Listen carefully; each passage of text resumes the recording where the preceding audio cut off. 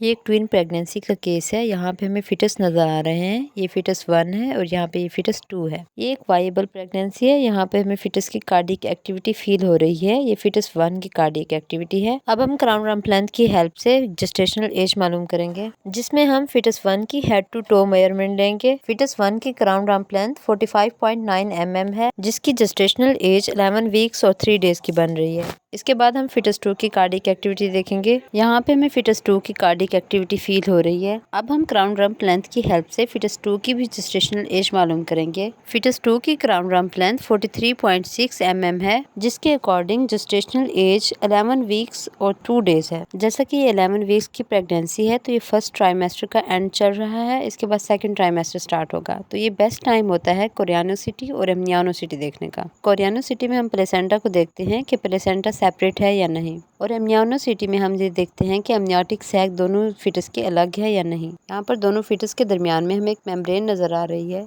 इस मेम्ब्रेन की thickness 2 mm से ज्यादा होनी चाहिए। यहाँ पर 2.4 mm है। तो ये एक थिक डिवाइडिंग मेम्ब्रेन है, जिससे शो हो रहा है कि ये डाई एमनियोटिक प्रेगनेंसी है। इसके बाद हम कोरियानोसिटी देखेंगे। यहाँ पर हमें प्लेसेंटा नजर आ रहा है और लैम्डा साइन बना हुआ है। ये लैम्डा साइन शो कर रहा है कि यहाँ पे 2 प्लेसेंटा है, एक लेफ्ट साइड पे और एक राइट साइड पे। दोनों फीटस का प्लेसेंटा सेपरेट है। तो ये एक डाई कोरियानिक ट्विंस प्रेगनेंसी है। तो ये थी dichorionic and diamniotic twins pregnancy के अल्ट्रासाउंड फाइंडिंग्स। ट्विंस प्रेगनेंसी में ये एक अच्छा साइन होता है। इससे कॉम्प्लिकेशंस कम होती हैं।